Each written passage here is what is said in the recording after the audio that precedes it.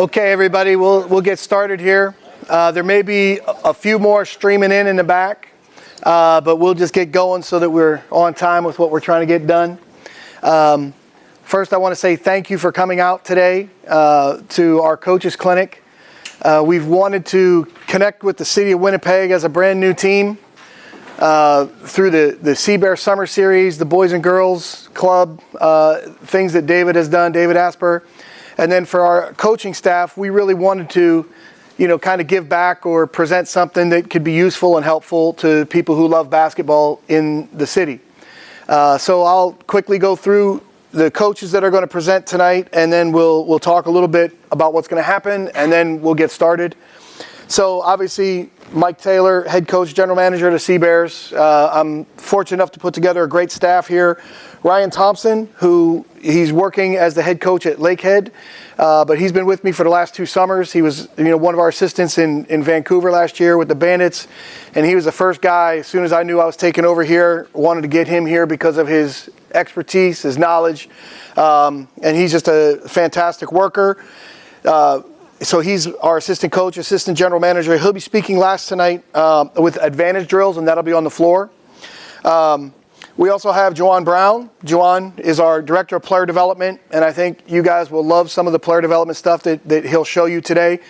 We thought about going upstairs and going through drills, but he's got some excellent videos that he's going to share with you, so we'll keep that down here later on. We also have Josh Reddy. So Josh, right over here in the corner. Josh is basically, he's our video guy.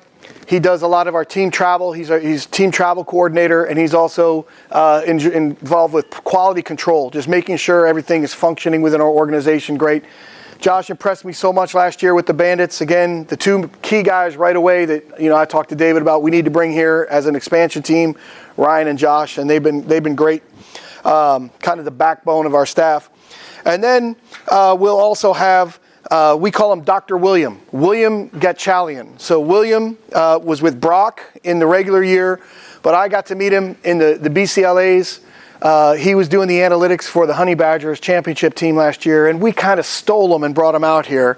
And his expertise has really helped us be efficient this year. He'll share some analytics and how it can really help everyday coaches, everyday teams to be more efficient. So I think we've got, building the Sea Bears.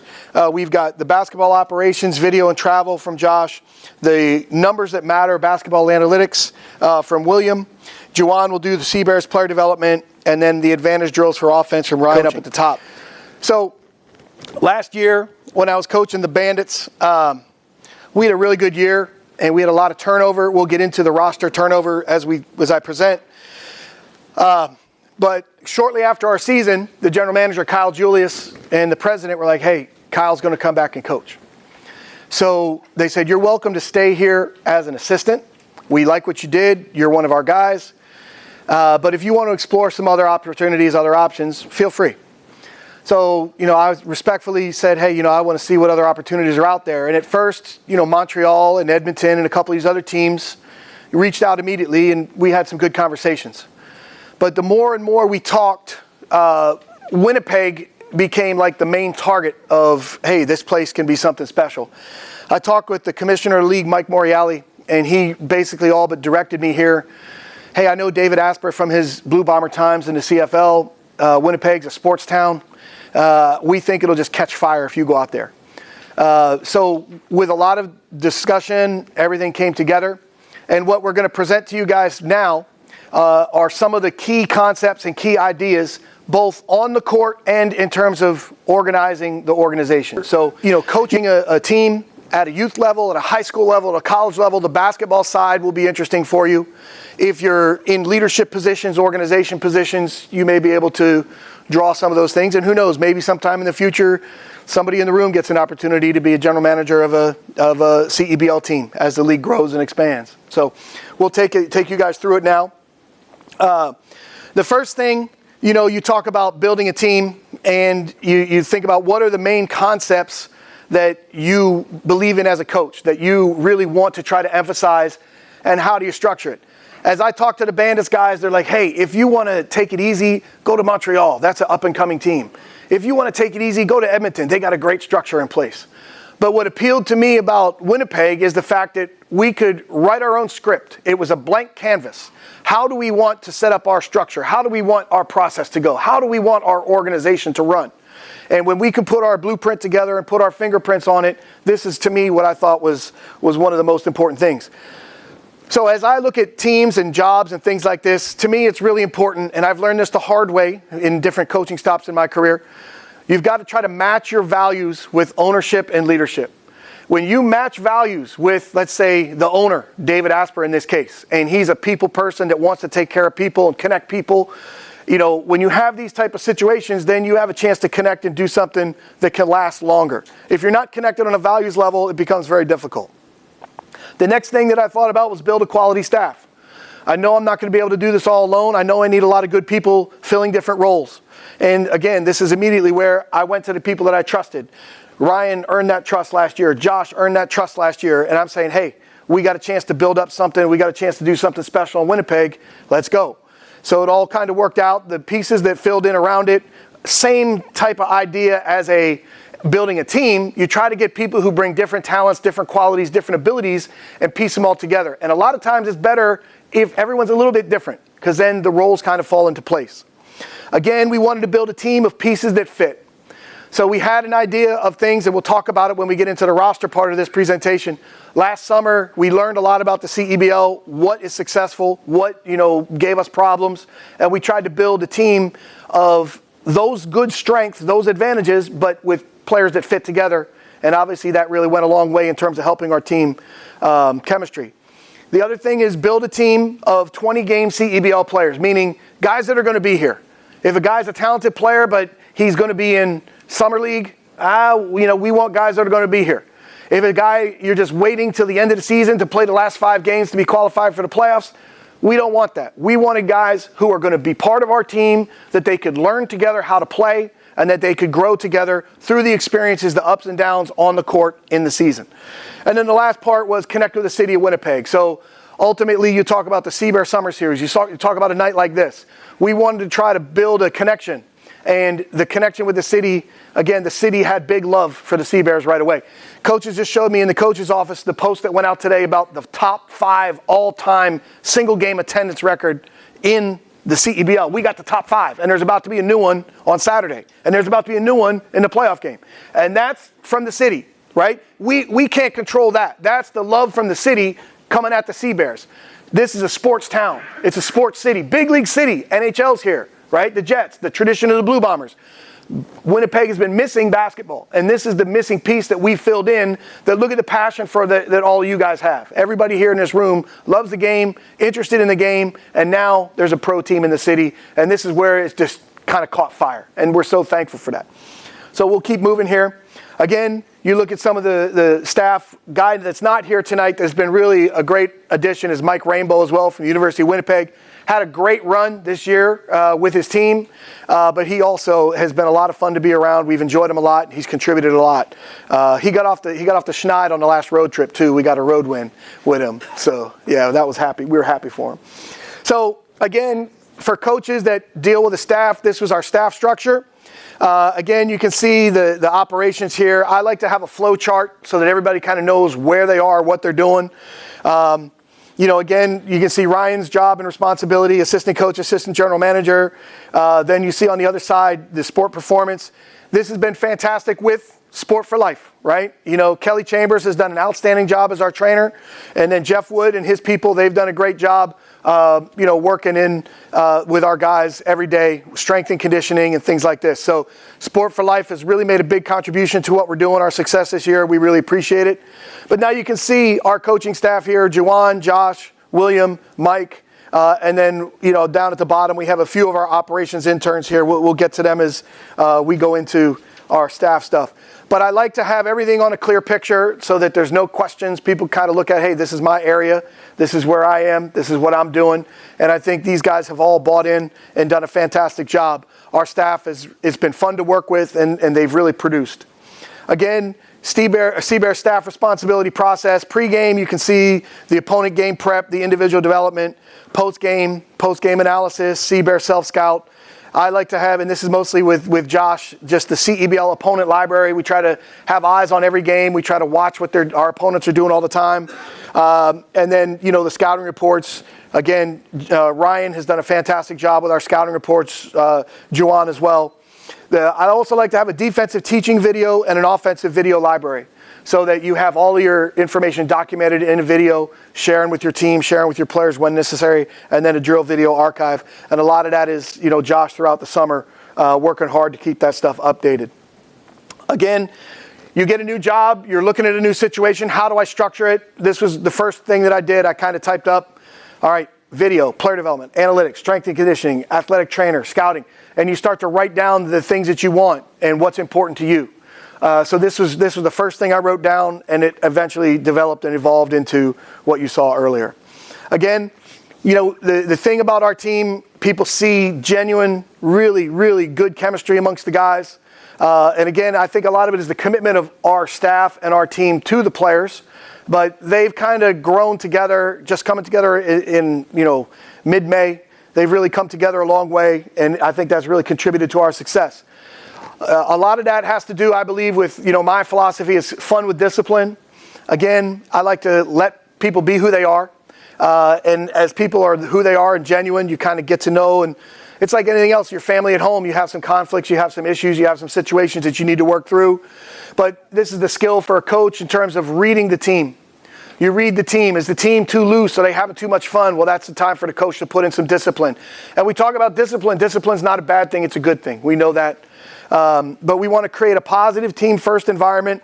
Too much fun, coach adds discipline. Too much pressure, the coach adds a little fun. And we've had quite a bit of fun this year with our guys. Positive coaching is the next part here. Again, I talk a lot about patience. Coaching is teaching. Teach the what and the why. Help people understand what they're doing and why they're doing it. I like to try to build players up in terms of creating a confidence and self-belief, positive self-fulfilling prophecy versus the negative vicious circle. Build the team up, build the players up with confidence. Confidence comes from success. Prepare for it, do it, reinforce it, right? And we need to always be working to put players in positions to be successful. The types of communication. Are you communicating positively? Are you communicating negatively? Be aware. And again, like the history, we do what we know. We coach how we've been coached. It's really hard, to kind of pick up something new, right? So you have to really work hard at it. But again, that mentality with supporting players, putting players in position to be successful as compared to the old model where it's the coach against the team. That's a way to unite your players for sure, but I think it has a shelf life. My dad was an assistant for Bob Knight, so I love Bob Knight, but he's an old school coach that kind of never wanted players to relax. So he would always keep them uncomfortable. And I think he felt like you would get more players in the long run, keeping guys uncomfortable, motivating from the negative side. Again, I've built my coaching on the positive side of it, the intrinsic motivation. That's a story for another day, right? But again, the communication, verbal, nonverbal, being honest and direct, and helping your players understand the full range of emotions. The guys this year clearly will know when I'm happy, when I'm not happy, right? They'll know, they can tell you a couple times that I know coach is not happy right now, right? So, but you want players to understand exactly, how you are, where you are in your nonverbal and verbal communication. Again, the coaching versus criticism, right? That's important for people to understand. And then again, the relationship-based coaching. So when you talk about fun with discipline and positive coaching, this is kind of what I try to bring to all the different teams I work with. And again, we've had, I think, a really positive response from the guys. Now, specifically, the values that we try to bring to our squad, the core, be the best version of yourself, be the best team, and be the best when it matters the most. This is what we talk about a lot with our guys. So if you can understand, be the best version of yourself are the talent-free skills. This is not rocket science. This is out there. A lot of people will focus on it. But again, the talent-free skills, we expect everyone to take care of, and they're in charge of this, bringing it every single day. Being team first, again, you talk about, the teamwork. We need everyone, every play, every day, all these things. We emphasize playing positive. So not only the teamwork, but playing positive, we talk about that's not playing with a smile on your face, right? It's using your energy positively. So those games where you see Teddy Allen chase down the referee, trying to talk about some call he didn't get, or Chad goes over to talk to the referee, don't waste your energy on those guys. Focus on the next play. Use your energy positively. Choose to use your energy in a positive way. And these are some of the messages we've talked to our guys with all summer. Again, maximizing performance. Again, this is, breaking through, being a great team, and really achieving that championship goal. And then at the bottom, in terms of the team aspect, the next play mentality, win the next play, win the game one play at a time. Mental focus, emotional discipline is really important. And I think when you model it as a coach, it's a great thing for your team. And then we also talk about the system with detail. I think these are all the core, if you talk to the players, the core, the things we emphasize, these will be the things that they can point to they've heard throughout the summer. When I was around the Celtics, and it was Doc's last year and Brad's first year, they did a lot of great things. One of the things I loved that Doc Rivers did was he had the standards of excellence. So I've always tried to take the standards of excellence and put them, into our team. And these are just basically expectations you try to talk with that you expect from your team.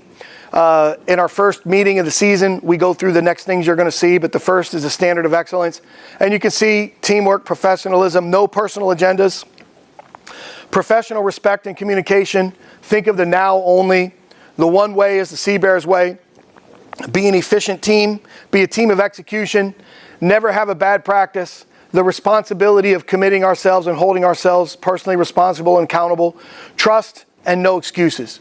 So these are some of the things that you just try to keep in the player's mind as they go through the preparation. I also have the team sign a personal commitment, and I just write it up for each team. And it's just an act that, hey, I'm committing myself to our team, and I'm going to be the best version of myself. I'm going to be the best player I can be. And it's just, again, a little thing I think that goes a long way in connecting guys and uniting guys. Again, we've seen the positive results here. In terms of our team goals, the things that we talked about before the season, you can see, be the best version of yourself. That's the individual. Be the best team game by game, right?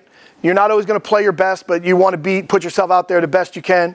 And then be the best when it matters the most. That's coming up with our playoff run. Again, we talk about win, put the win in Winnipeg, establishing our organization, accepting and conquering the challenges, out-teaming our opponents, we'll get into in a minute, maximize our preparation, and I always like trust teamwork together. The dream goal, win a CBL championship, but the main thing, do something special together and really establish, the Sea Bears. So we got into our training camp. I like to work from our season plan. Again, what's kind of unusual to a lot of people is I always start on Monday, right? So you can see here, the first day is Monday and the last day is Sunday. That kind of throws people for a little bit. They get used to it. But then if you see it again, you're like, oh, there's Mike's schedule, right? So kind of unique.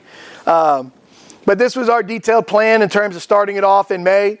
The arrival for the coaching staff, our tryout. You can see when the player housing started, May 15th. The physicals, the athletic combine from Jeff here at Sport for Life.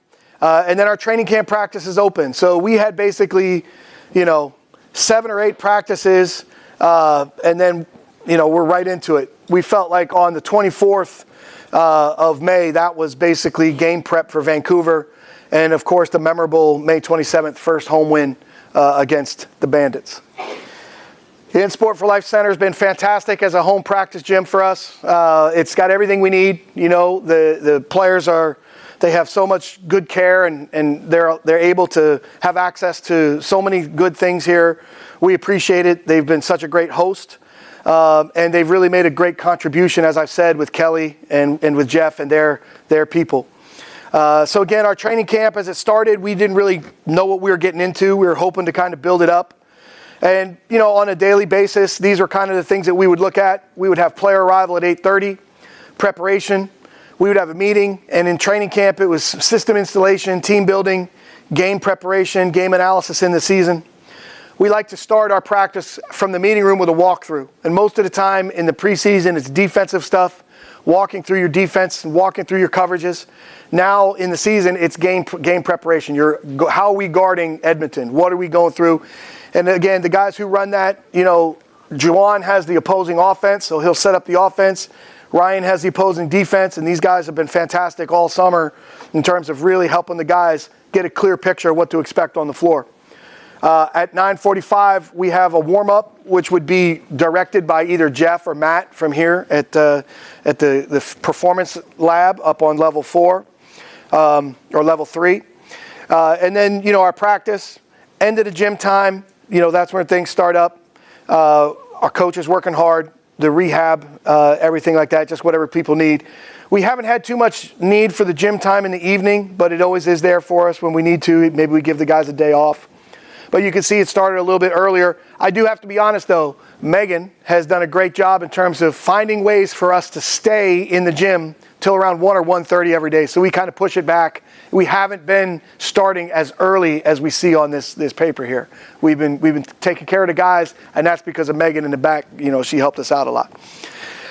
This is basically some practice plans that we would go through.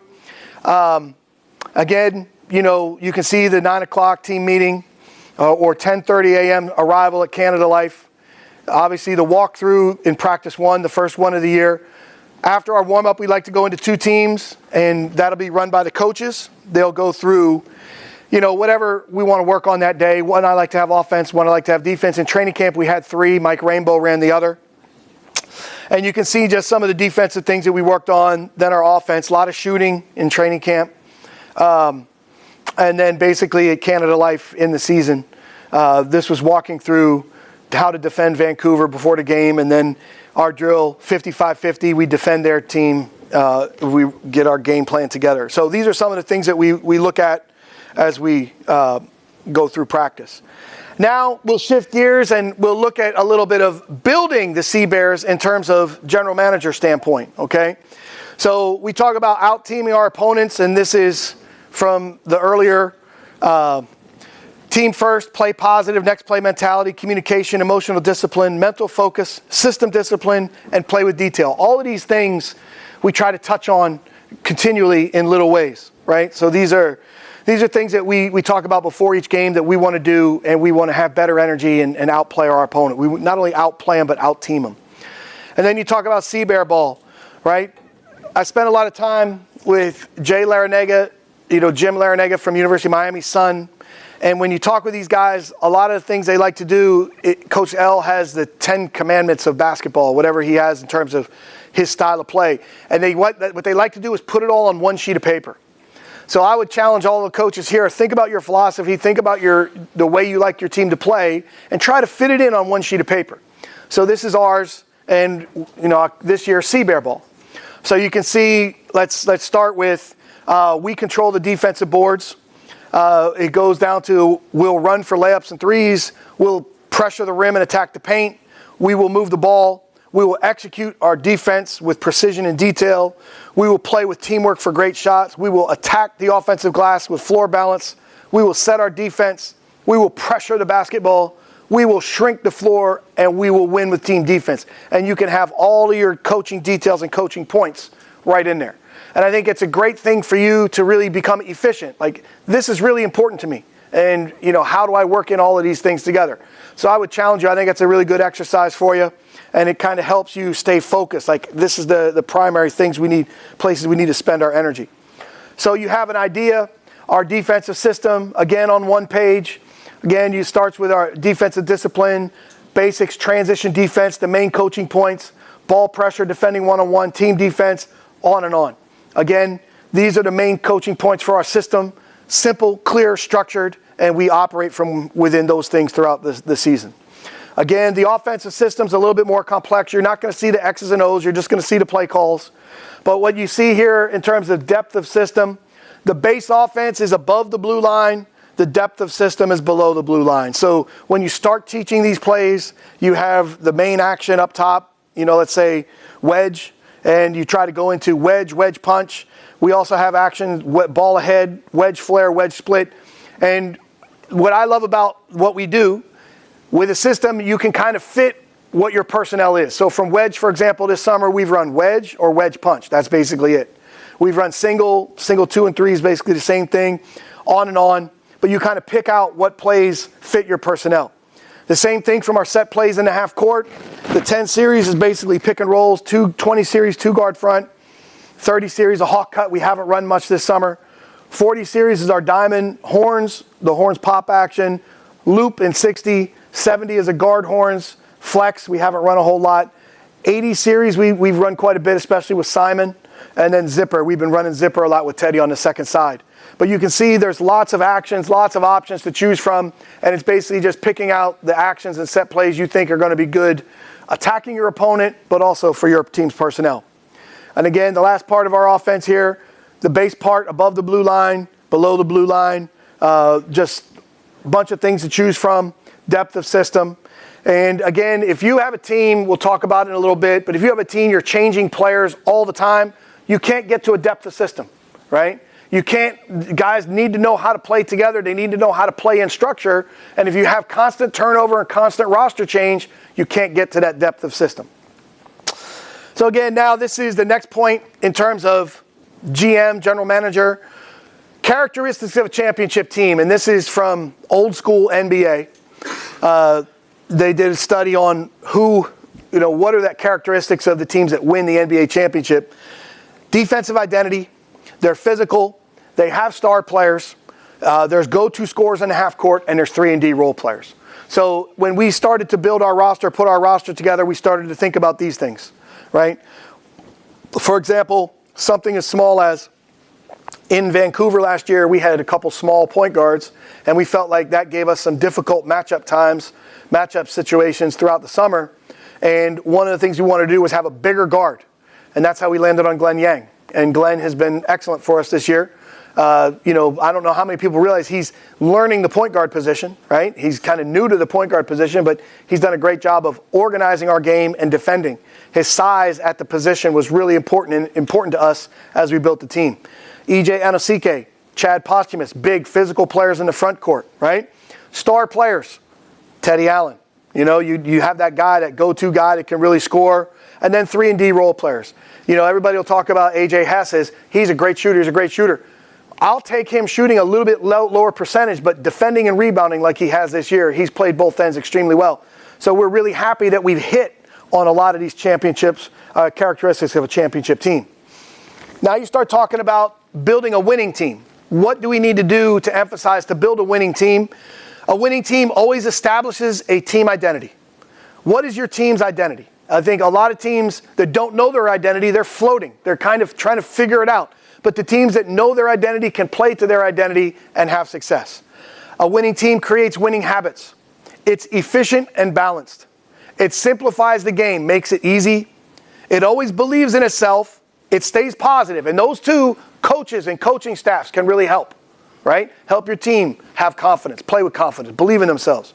And then a winning team handles success and setbacks productively and then makes no excuses. So these are some of the things you try to think about in terms of building a winning team. Now, to get to that point, how do you build a team? Number one, clear roles and structure, right? Based on key things, respect, sacrifice. But I think you can see when we brought our players here, it wasn't to compete really for positions. We recruited for those positions. We recruited for guys to come here. We signed Teddy to be that main guy. We signed Chad to be a big physical center. We signed EJ to be a big power forward and center. We didn't bring in guys for competition. We brought in guys for roles. So there's clear structure. And I've said it several times. When they looked around the room, in the locker room, everyone was different. So it wasn't like they were competing with each other. It helped the structure and roles in the team. We try to create a positive team chemistry, build the relationships. And this is player to player, coach to player, coach to coach, just everybody involved. We try to really focus those relationships. Create positive learning environment of coaching details what and why. We want players to learn basketball from our perspective, from our philosophy, so that it helps them wherever they go next, the next things they do, right? Again, be responsible and accountable. Establish work ethic. Again, the fun with discipline, enjoying the process. Work daily on player development, skills, and video. And this is where Juwan has been so great for the guys. Throughout the summer, it's like, hey, Juwan, 15 minutes in practice. Get some skill work with Juwan in. Plan it, organize it, and he's been outstanding. The guys love it, and it's really helped the team stay sharp and feel like they're getting better. You'll see some of the videos later. Implement new systems and style of play. Again, put players in position to be successful. Be prepared for every opponent, but focused on our own performance. I think that's important. And then be team first and together at all times. In terms of team structure and team roles, we have to consider the roles of the players on the floor, the position they play, where they are in the rotation, and what type of responsibility are they playing with. For example, we want Teddy to have big responsibility. We want, Jelani, Glenn, the point guards, have big responsibility. But we want to create a situation where Simon, a 19-year-old player, can play on our team with less responsibility, where we're not relying on him to do all kinds of things to produce, but when he does, it really helps us. And Simon's been fantastic, getting better, growing into it all year. The same thing in terms of structure of the team off the floor.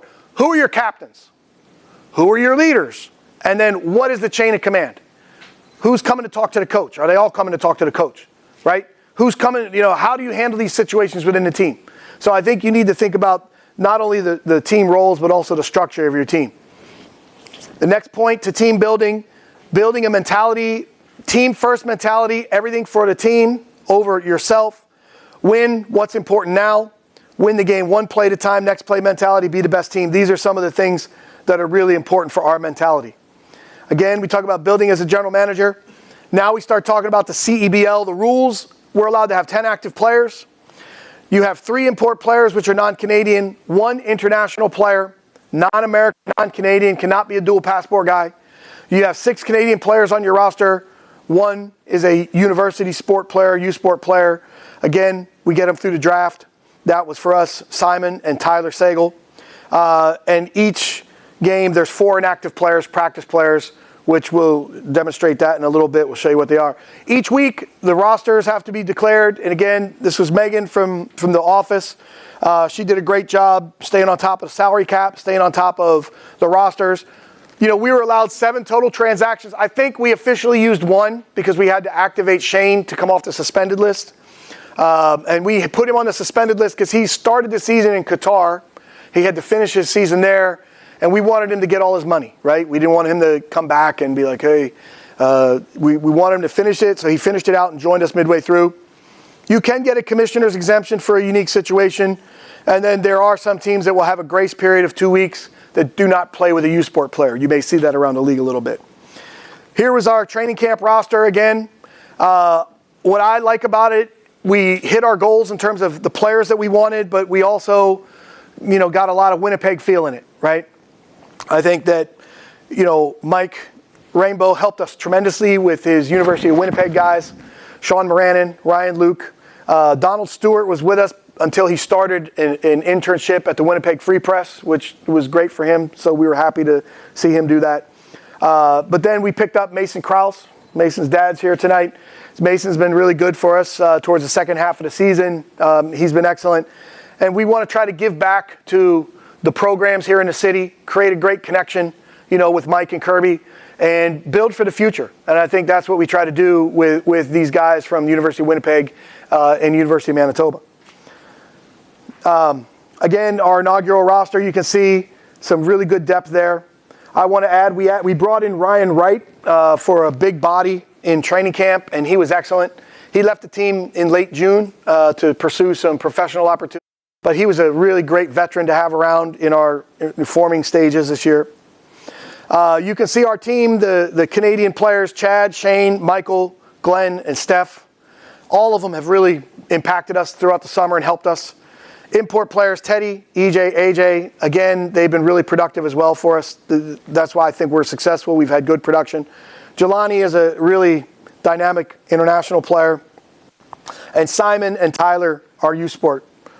Here was the U Sport draft. Simon being the #1 overall pick, which is really cool. And then Tyler really underrated what he's done for us this summer. Our practice squad, we had a tryout on the 12th. We had really good turnout. There was so many people wanted to be a part of it that we had to lock in a little bit. We had to shut it down. But we ended up with Sean, Justice, Narcisse, Mason, Ryan, Donald, and Ryan. And throughout the summer, these guys have really helped us keep the practice level high. Salary cap, we're allowed $8,000 per game for 10 active players. The maximum contract is $1,500 a game, and I don't think anyone on the whole league is making $1,500 a game right now. Minimum's $400 a game. And our minimum as a team is $500. We're not paying the league minimum. And then the CEBL pays $300 for the U Sport players, so that would be Simon and Tyler. There's a bonus that's within the framework of the CEBL structure that we've been able to build up a little bit because we haven't had too much turnover. Put the win in Winnipeg is something we've said with our guys quite a bit. You know, and this again is connecting with the city. We said, I wish I would have had that picture earlier today. I would have put it in right here for this part of the demonstration or presentation. But I think what's happened here in Winnipeg is something special. It's, you know, you put a plan together to build a team, and, you know, the league is a fun league. It's a great league to be a part of. I think it's really cool. Provides a lot of wonderful opportunities for players, coaches, people involved. It's a great time of the year. And then obviously we tried to build the structure of the organization as best we could. But the response from the city has been unbelievable. You can see it in the numbers here. You know, the previous CEBL single game attendance record was last year when I was coaching in Fraser Valley. The fans thought J. Cole was coming out with Scarborough. So they packed the arena. They thought J. Cole was coming out. Of course he wasn't. But, you know, they packed the arena, so that was pretty good, right? 4,400. And what we've been able to do time and time again because of the sports fans here, the family environment here in Winnipeg is something special. So 7 of 9 home games at Canada Life here in Winnipeg. We've drawn more fans than the previous league record. That's amazing. And then the Sea Bears hold the top 5 single game attendance marks in CEBL history. And as we say, it's going to grow.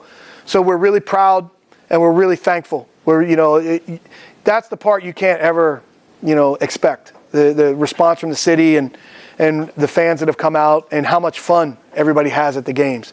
The fact that we're playing well is really a testament to the coaches and the players and everybody. And we've just kind of, what an amazing, you know, first season we've had together. So we would just, you know, thank you to the fans and for everybody in the city for making it such a wonderful home court advantage.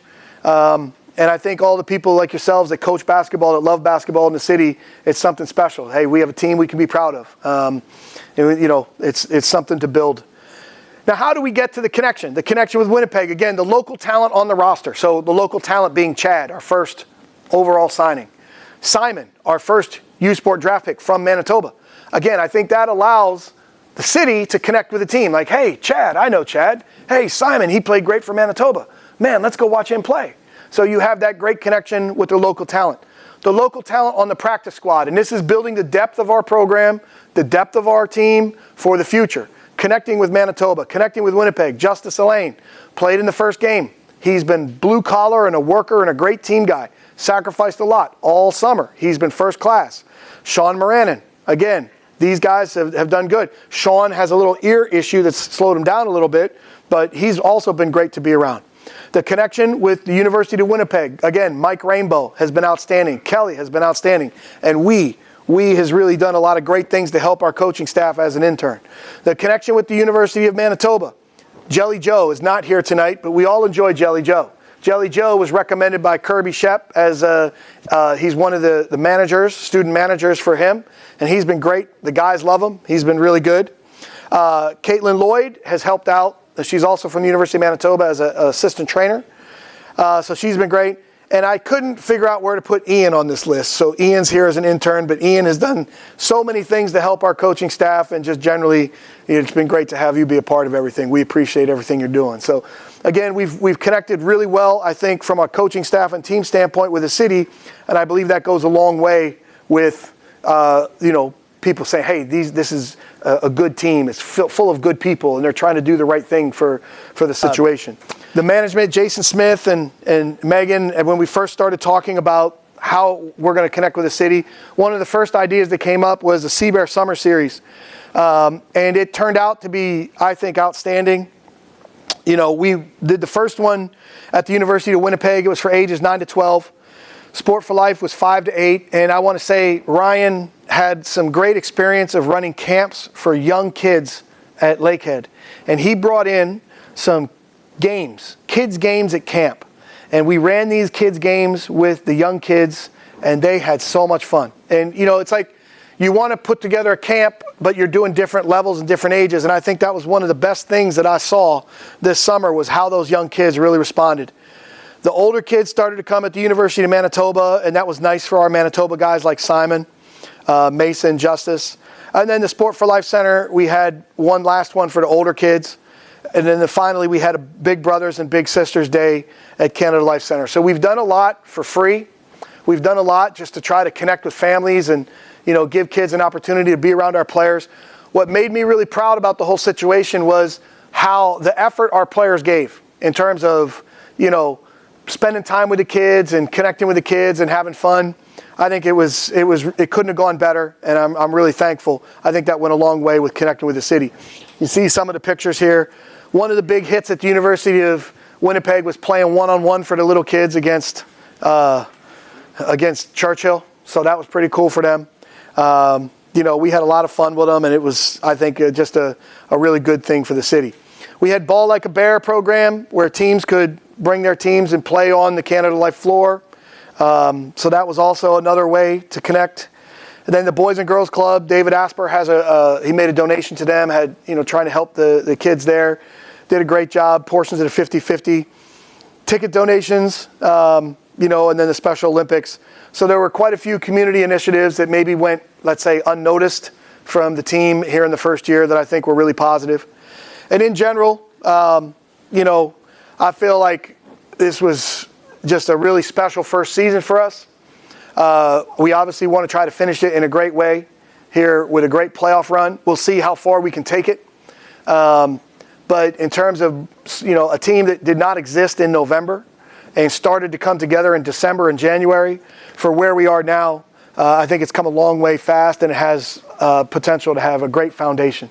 So this is what I'm most proud of, and I'm very, very thankful, just about the experience. And we want to now focus on trying to sustain the success, do it again and do it better next year as things go.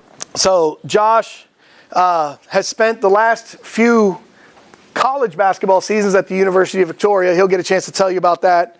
But we met last year when we hired him in Vancouver, and he immediately impressed me with his work ethic. He did a great job with our video and did everything we asked in terms of what I wanted, in terms of the defensive video, teaching video, the offensive library, videos for players, all these things.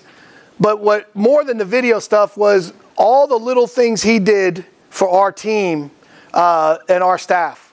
Late hours, doing the dirty work. And for me, I was completely impressed. So obviously Ryan was, basketball-wise, the first guy that I wanted, but I knew if we could get Ryan and Josh here in Winnipeg, that we would have a great chance to establish a strong staff. So his work ethic is fantastic, and he's taken it to the next. My name is Josh Reddy. I am the video coordinator as well as team travel coordinator and team operations. So really quickly, just a little bit about my background. So I did my master's at Gonzaga University in sport and athletic administration, thinking going to the United States would just give me a little bit more of a diverse background, as well as coming back to Canada, being able to showcase what I learned in the States. From there, the last 2 years, I've been at the University of Victoria, working under Craig Beaucamp, who's been there for 20 years, Josh Mullen, who's also been there for 10 years, as their video coordinator, team operations, as well as player development. And then last year, meeting Ryan as well as Coach Mike with the Vancouver Bandits as their video coordinator and team operations. So throughout this presentation, I'm going to show you a few different cultural aspects that Mike likes to, a little fun culture aspect that Mike likes to showcase, and this is one of them. And at anyone's birthday, he likes to throw pies, or in this case, shaving cream, in people's faces. And this was me last year.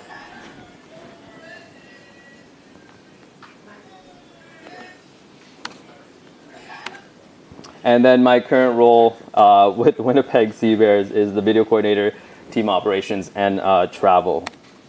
So as Coach explained earlier, the staff structure. So it's a little bit of, everyone's got a different role. Mine especially is video director of video. So pre-game prep, halftime analysis, opponent scouting archives, individual video for players, offense and defense video library, as well as quality control and travel coordinator.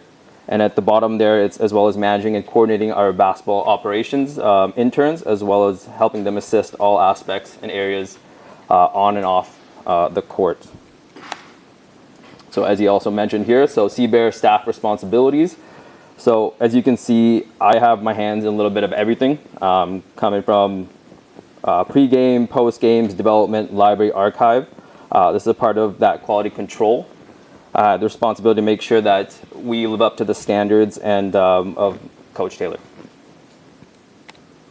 So the first aspect I'm going to talk about is the video coordinator aspect. So these are, apologies, these pictures from last year, from UVic as well as on the Bandits. So pre-game, kind of working with Coach Ryan and Juwan on opponent systems, opponent personnel, which include player tendencies via synergy.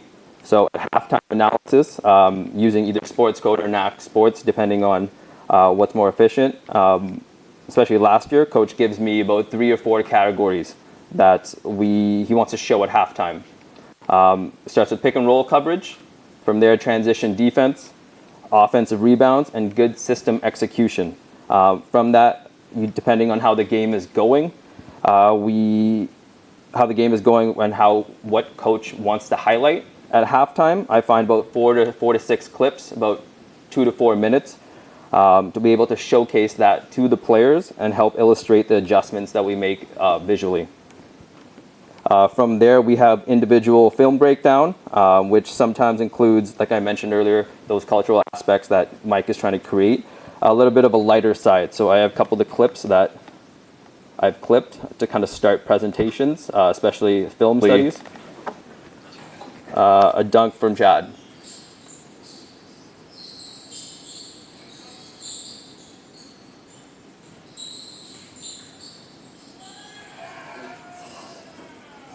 And then Shane's reaction.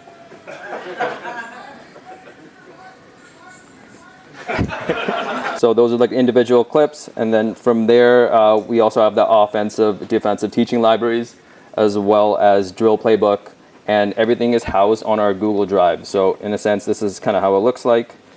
We have all our games; they're all housed here. All access to our players. Players have viewing access, coaches have editor access. So the difference is players cannot download these games and coaches can, just in case players leave or we just don't want them to leave with their film. Scouts as well. So all of our scouts, Ryan, Juwan, have access to this, and a quick synopsis of our scouts. So it looks like this. So example for Brampton, starters, depth, U Sport players, as well as this is what a scout looks like. It's straight to the point. It gives us stats. It gives the primary tendencies of the players, as well as if they're a warm, cold, hot shooter. And a new feature on Synergy is the shooting map. From there, all our practices are clipped either on the floor, depending on what camera you use, or the one above on a GoPro. So it kind of looks like this. So team meeting. Go from a team meeting to a walkthrough, and depending on what happens that day for practice, it's all housed in here, clipped differently, different angles for the coaches and players who all get access after practice via group chat. And lastly, our playbook gets updated in the same sense. This is only a few of them, but it's all housed together. All our series is, as Coach kind of mentioned, as diverse as our playbook can be. And then another angle, so example of different angles. So here, using Premiere Pro as well as Sports Code, we would get all the film. I would cut it down into individual sets and then put them together like this. And the players would get access, especially early on during training camp, where we're throwing a lot at them, and it's just reviewing 2-a-days, different options for them. Some players like to learn on the floor, some players like to learn visually, as you guys know.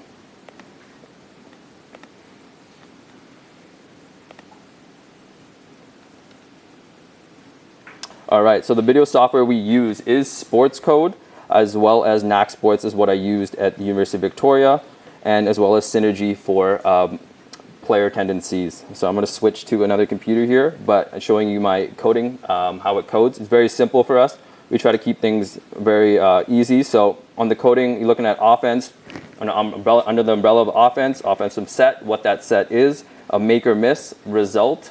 If it's a 3-point make, 3-point miss, turnover, and which player. On the defensive side, you have defense, and then either defensive transition, pick and roll coverage. You have offensive rebounding, a low post defense, or a straight line drive. This is what we like to show, especially at halftime. As I mentioned, those quick clips just for the players to be able to see that, depending on kind of looks like this. There is your entirety of your timeline, as well as breakdowns of the offense, as I mentioned, offense and defense. Everything is housed underneath there. So example of our offense.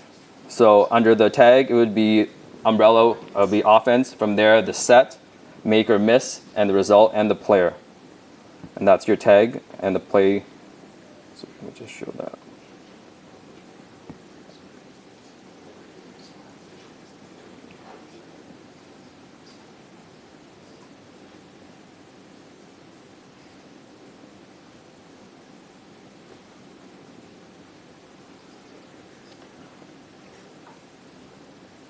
And then on the defensive side,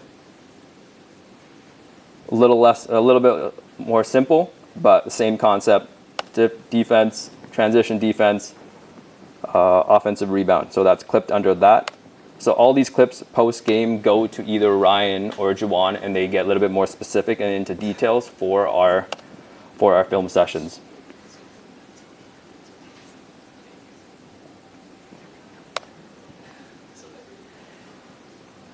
And then individual clips. So another example of that is we worked with Chad the other day, where we have within Sports Code, you're able to take all the clips and put it into a presentation, and then coach sits down with Chad and is able to showcase in this particular game against Calgary all his offensive clips, all his defensive clips, all in one area, and be able to watch all that in the entirety of all his touches, how he plays offensively, how he plays defensively, and just to give positive reinforcement on what he's doing well and what he needs to get better at.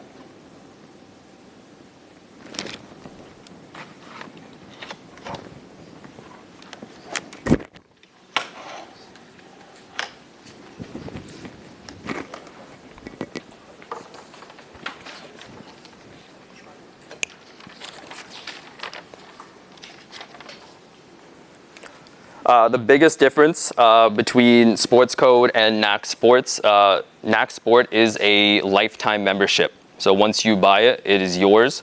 You can update it. You just pay for those updates. With Sports Code, it is all-encompassing program, but you're paying yearly for the entirety of the program, which can get expensive. So that's why University of Victoria has NAC Sports, and that's definitely something I can discuss with you guys later if that's something you're interested in.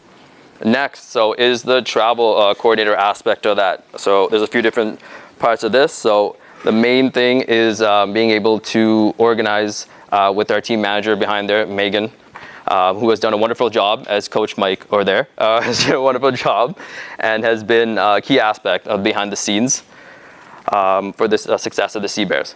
From there's a lot of pre-planning, especially with Coach Mike and Megan, about creating schedules in weeks in advance, and then adjusting to those schedules as things happen. And from there, take over for the ground contacts, especially when we're on location, dealing with transportation, hotels, home teams that have practice and shoot-arounds, and airlines if needed. Adjusting to unforeseen situations. I got a few in mind that I just want to throw out there. One was in Edmonton, where we were in a hotel and we dealt with a furry convention. So if you guys don't know what a furry convention is, it is when individuals dress up as animals. So, and they hang out. That's the best way of putting it. Multiple people all in one spot. That's cool. It was just something different for our players that I'd never seen before, so it's just adjusting to those situations. Another one was with the Vancouver Bandits being in Abbotsford while they play in Langley. So adjusting to their traffic schedules. If you've been to Vancouver, it's a nightmare getting on the highway. Just going back to the airport on the last trip took an hour and a half. So it's adjusting to that and making sure that we have enough time allocated for our players to be comfortable on the bus, and just let them know this is also a constant communication. And then also on that trip, we had hotel issues where players had single beds. So someone like Chad Posmus, a 7-footer, sleeping on a single bed, that gets a little... You should have posted a picture. you can imagine a single bed's probably the size of this table, and then Chad not being very happy with that situation. So that's something that just comes on my plate, and just something I discuss with Megan or discuss with Mike, and we come to a solution with different resources that are available at that time. And as you can imagine, the last thing here, Megan and Mike decided to give Mike Rainbow a lanyard that says my first time traveling, and it has my actual phone number. So Mike had a tendency to get lost on these couple of these road trips, and I would be getting random calls to help find him. So again, adjusting to unforeseen situations. And I think the key through all this is having that open line of communication. Things are going to go awry, as you can imagine. It's just doing the best that you can within the situation, and just trying to make sure the players are aware and the coaches are aware. Next thing is the team operations and quality control. So in a sense, serving as the liaison between coaches and the department staff as it relates to organization, creating that positive culture that Mike has envisioned and what he wants for the Sea Bears organization. So organizing and confirming all ground logistics, team travel, including lodging, transportation, meals, practice times, adjusting the schedules, as I mentioned, works with the team managers with all equipment, shoes, and any responsibilities, any resources they need that we try to make sure they have. Oversee all the interns and the managers of the organization, provide leadership, especially the integrity part where it's set forth by Coach Taylor, planning, organizing, motivation, communicating, anything else that's Sea Bears related, assisting with any special videos, administrative projects, just like I mentioned those early clips with Teddy, and that's just positive aspect, and that's the culture that Mike's trying to bring. And yeah, so in a sense, every single day it changes. It's, as it says, 25% for each way, but in reality, what I enjoy is how can I help? Like, how can I make the coach's life easier? How can I make the players' lives easier? I want to make sure they're able to coach and the players are able to play, and everything else I will take care of and do the best of my ability to make sure their life is as easy as possible. And lastly, just a picture, some more pictures. And the great thing about this picture is that team that's sitting in the corner there is pretty much the exact same team as Mike's kind of illustrated, building that foundation of what we've done here in the city of Winnipeg. Hey everyone, as Coach mentioned, my name is William. I'll get into a bit of my background, but really what I want to portray today is just the importance of numbers, providing context to players, and really what coaching analytics are and what those numbers can mean for you in your situations as well. So just a bit about me. I spent quite a long time at Brock University. I graduated from my bachelor's in sport management in 2020, and I recently completed my master's in sport management as well. I conducted a study on leadership networks in youth sport basketball teams. So again, very prevalent in what I do here, and that was really positive. I created a new model for understanding leadership in basketball teams. In terms of my basketball experience, I started off at Brock. I've worked for 3 coaches since I've been at Brock, that being Charles Kissy, Madhav Trivedi, and Willie Manigat. And I did a variety of things from operations to film to coaching. I also spent 3 years with Canada Basketball. My start in my career was in operations, so spent 3 years there, kind of working my way up, finally ending up my last summer. You can see the picture down there, was in the Olympic qualifying tournament in Victoria.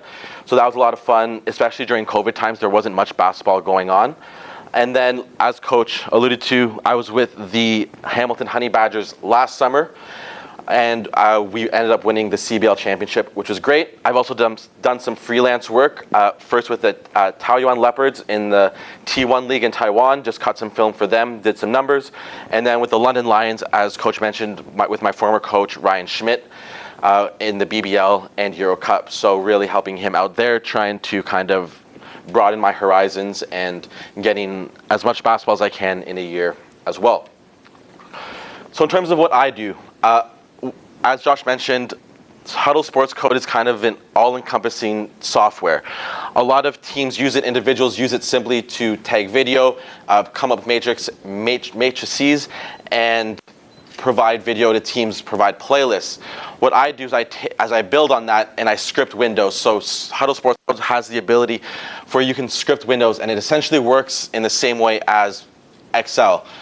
You kind of direct the window to count the labels of which you're looking for, and I will kind of give a little bit of a sample.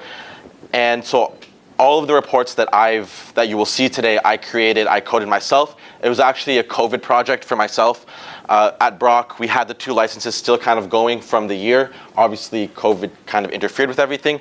So I buckled down and I ended up doing that. So Coach Willie Manning, I have real respect for allowing me to keep going with that, renewing the license, spending money, program money to help me get that. So kudos to him. Was really a shout out to him over there. And really what I do is I provide coaching analytics. So traditional analytics, you're looking at big data sets, league averages, offense efficiency, stuff like that, comparison. What I do is I specify my numbers and what I'm looking at to the team level. So again, that's why when I'm looking for jobs, when I'm looking to for what I'm doing next, my relationship with the head coach isn't super important, because if I don't have a head coach that buys into what I'm doing, then there's no real point in what I do. So again, understanding what that looks like, what's important for the coaches. And so for Coach Mike, the one thing that stood out to me from our first meeting was he was super interested in our lineup construction, whether that be duos, trios, quads, or fives. So again, that's something that I really focused on, narrowed in when I got here, knowing that it was important to him as we're going. And then kind of one thing that I'm piloting here, which I've done with some success, is in-game coding. So I do all my reporting live, so live coding, live reporting, and I'll kind of show you a quick demo here of what I do. So in games, you'll see I don't have live feeds like Josh does. I don't know what happened there, but it's giving me 2 screens, so we'll just roll with it. So over here is just a game that I have because I can't tap into the live feed. So for me, it's a good luck game. The only time I've ever beat Carleton University. So that's kind of the game that I use. So this is my code window in game. So just for reference, you can see here, this is kind of what it looks like. Everything's kind of connected. One button connects to the next, and I did that myself. And so, for example, if I'm going through the game, this is a little bit harder now going here. So I initiate the offense, I'm going, and if we go Teddy or paint touch, made 3, here it's a catch and shoot jump shot out of fist side, which you guys saw earlier. You kind of go back to my timelines here, and you can see kind of, if you remember Josh's timelines, you'll see the actions are very similar. So made 3 by Teddy, first the timestamps and everything there. But when it comes to kind of something like this here, you can see all the different tags that I only touched 3 buttons, but really this is everything that is being pushed out within my workflow. So just a little bit of insight onto what that looks like, and then it speaks to my windows, which you will see as well. So again, live coding, live reporting, I do that during the game. That's what I'm doing with Coach here, just having a quick conversation as to what kind of some of the numbers say and what we should be maybe adjusting, or just some recommendations as we go throughout the game. So as you saw, that's my code window. And a fully coded game for me looks like this. So again, typically I'll have 40 to 50 rows. Over here are kind of team level, opponent and our team. Play call, paint touches, so some are just strictly counting rows. Minutes, so I can pull up all of Teddy's minutes from a particular game.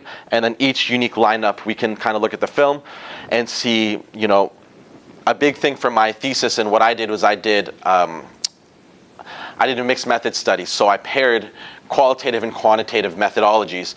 And so that's kind of what I do as well from a basketball perspective. What makes me unique is I don't live and die by the numbers. I understand the numbers, but I also want to give them context. I take a look and want to see what kind of is going on and the reason behind them. And so, for example, if Coach Mike has a favorite play that he likes to run, it hasn't been effective as of late, I'm not going to tell him to never run that play ever again, because that's not going to be the solution. The solution is kind of figuring out the middle ground. Maybe it's personnel related. Should we be running it with certain other players? Should we be running it on a different side? So again, there's just other ways you can use numbers to incorporate within your system. Again, this is a matrix, one of the matrix for one of my games, all the tags that go into one of the games that I code. And then reporting. So post-game reporting, I have a variety of things: extended box scores, team shot charts, team-specific stats, away shot, opponent shot chart, player specific shot charts, play call efficiency, and lineup analysis. So as you can see, this is for our most recent game in Vancouver, an extended box score there. So a variety of different metrics that I like to look at: points per possession while the player's on the floor, or opponent points per possession. We're all familiar with plus minus. What I like is rebounding plus minus. So what's the rebounding battle when an individual is on the floor? And again, true shooting percentage, kind of your basic box score metrics. However, there's some other stuff too. So a game analysis, as you can see here, this is our play call efficiency. So as you can see, we performed really well in transition, 39 points in 43 possessions for 0.91 in transition. And underneath, they're kind of covered up, but you can see these are our play calls. So this particular play call over here, ran it 9 times, scored 11 points out of it. So again, we're getting all this live. I can provide coach with some information, or it can be the flip side. We're not executing well. We're not executing system discipline at all, and coach kind of feels that. He understands that, and kind of I chime in like, yeah, no, our points per possession in the half court have been 0.21. So really, that's what we want to hammer home at halftime. So that's some of the stuff that we do, and there's some metrics here as well, but I'll get into that in some further slides. So again, this is kind of a slide that we share with the guys after every game. I like to keep my presentations consistent for the guys so they can see trends. So again, they're not paying attention to the game to the level that the coaches are, but if they see the same thing every day, and they're able to tell differences in terms of performance. So again, one big thing that we see, it wasn't super prevalent in the last game, but the more paint touches that we have, the more that we score. A big thing is assisted basket percentage for us. So again, they can see when we score a lot of points, it's when we're assisting, we're providing easy buckets, we're executing with system discipline a lot.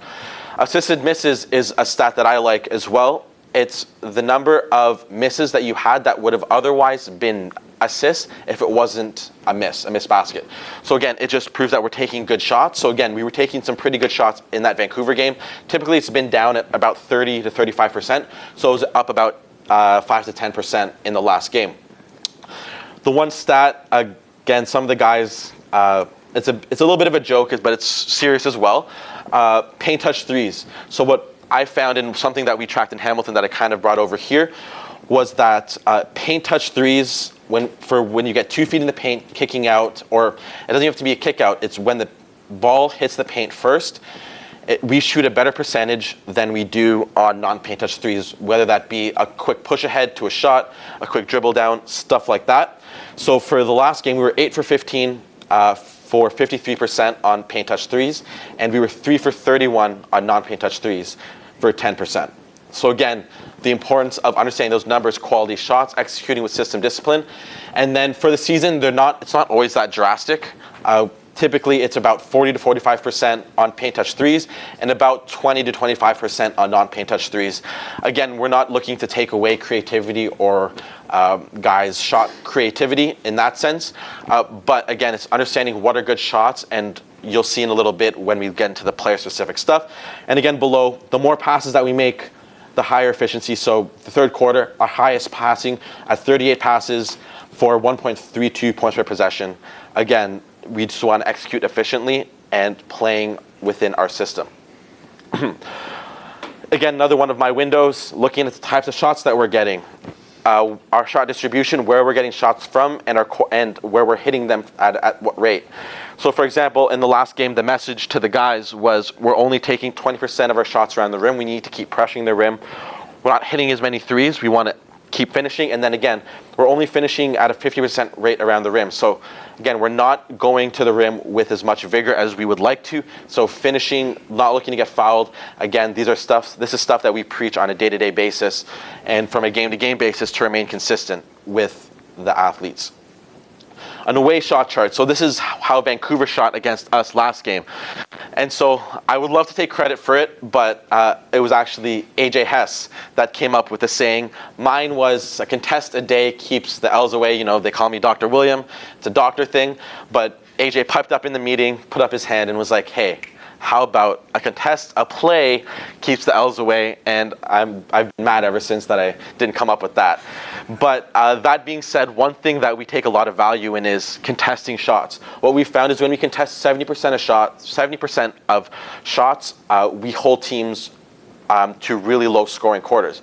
Kind of the benchmark for us will always be that Brampton game at home.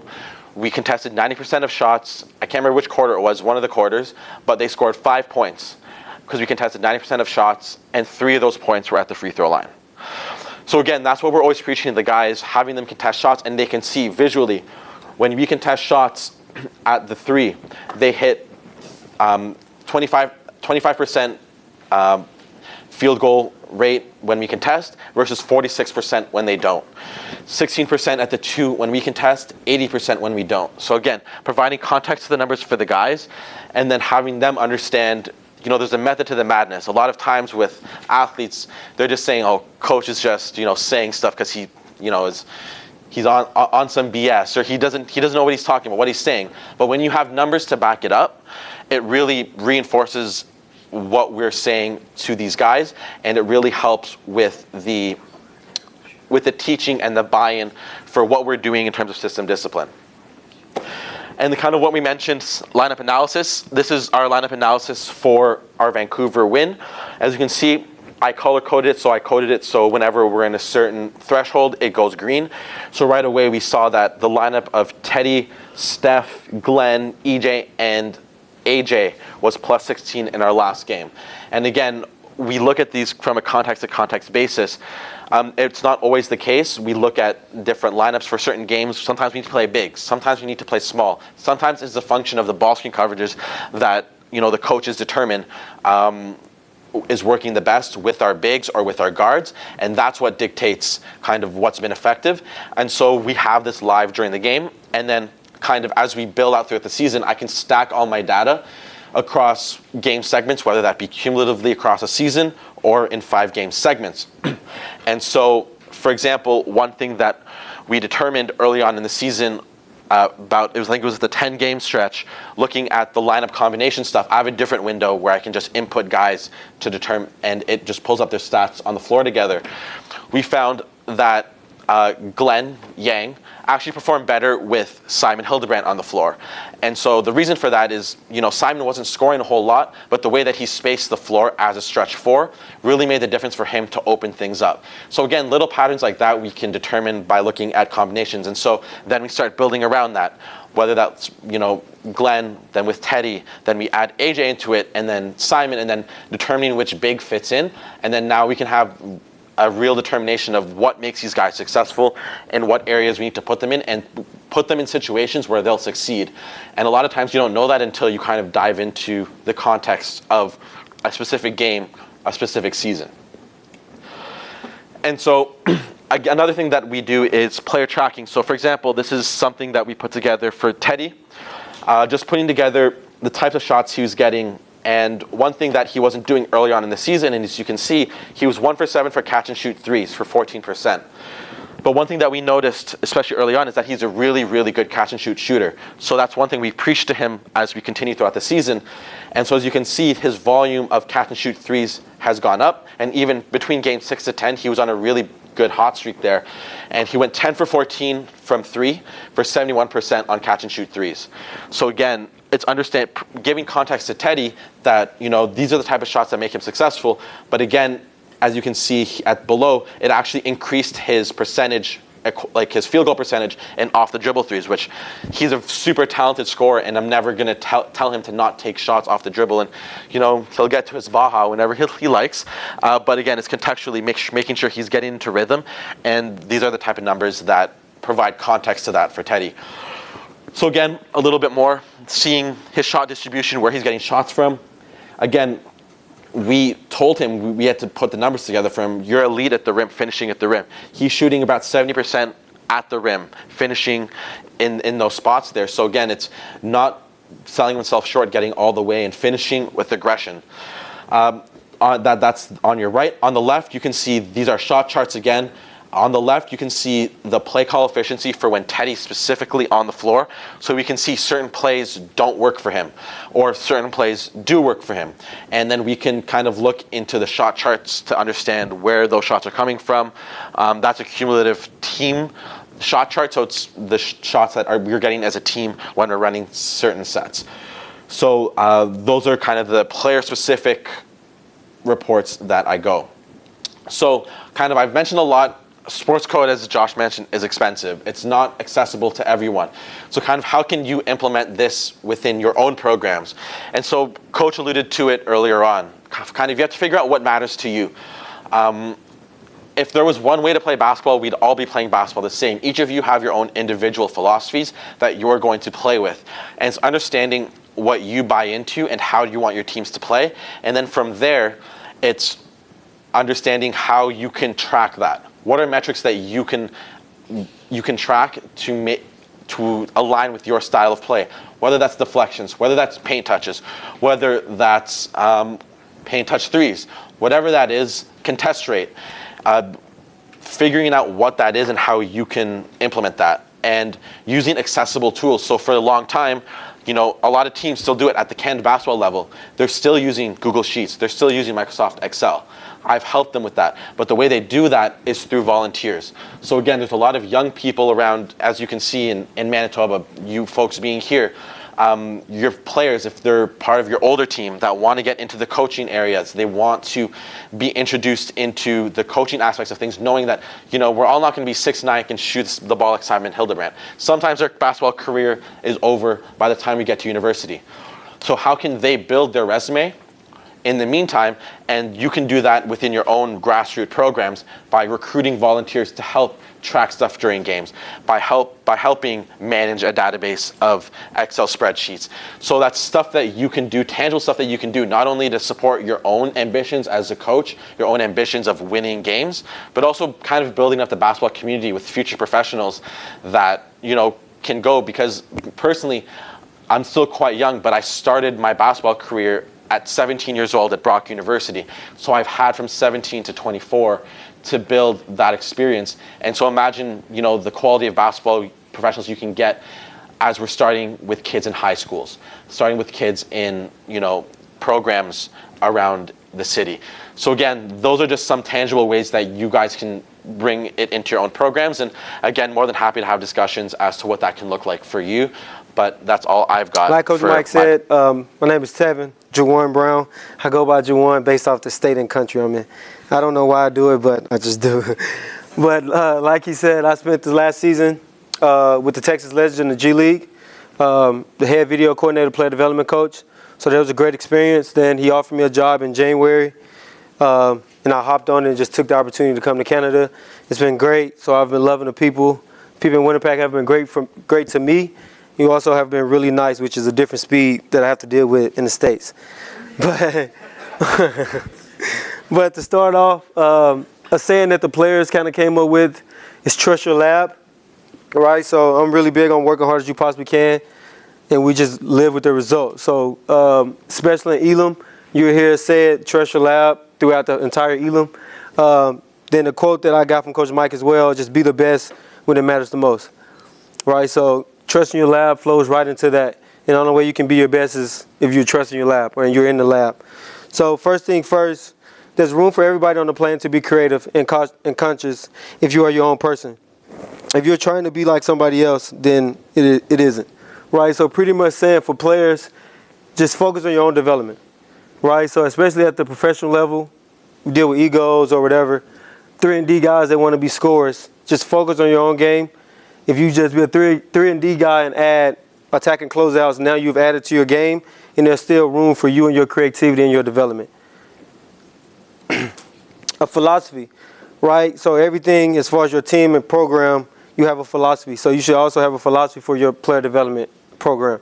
So for us, our main focus is improving the entire person and player, right? So my best coaches I've ever played for impact me the most as a person first, right? I was like high school senior, big-headed because I was ranked like top 30 in the state.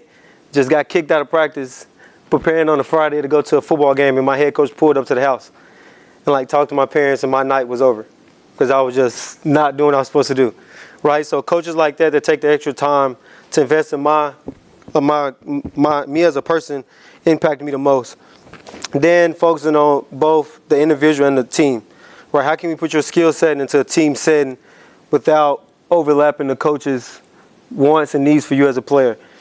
Then just continue just working towards expanding the player's game beyond their current role while balancing that with improving our chemistry in small-sided situations within our team concepts as a whole, which you'll see videos on that later on. But it just breaks down into skills versus concepts, roles versus growth, and then decision-making.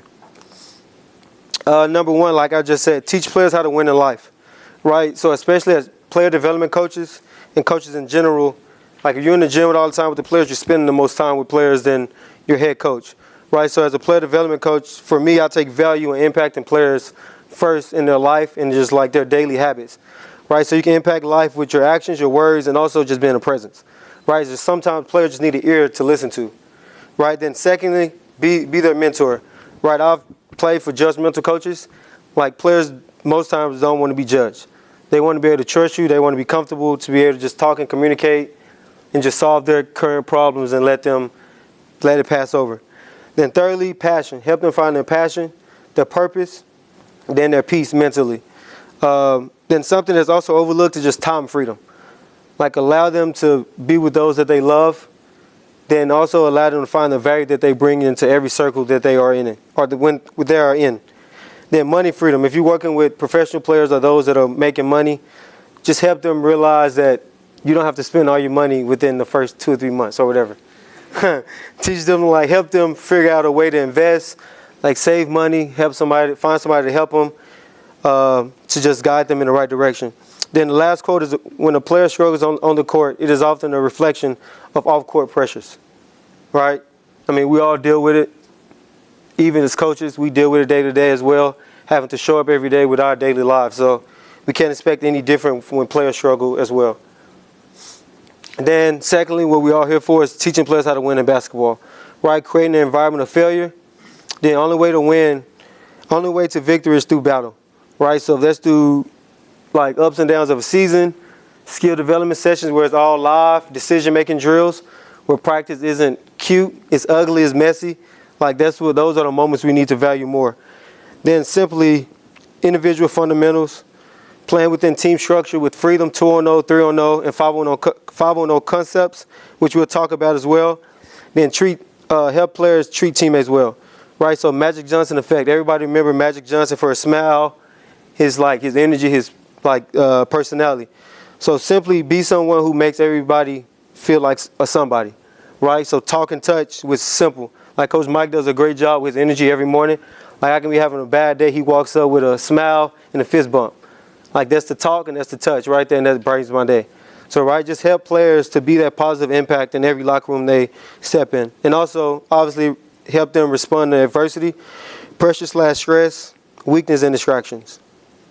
So as far as player development-wise goes, like how I like to build out our systems for the legends, and also with Coach Mike is being an expert on your players and program, right? So first thing always to know the offensive and defensive systems, right? So listing everything out, like what I want to run. I know Coach Mike, one game he might just like 4-pitch.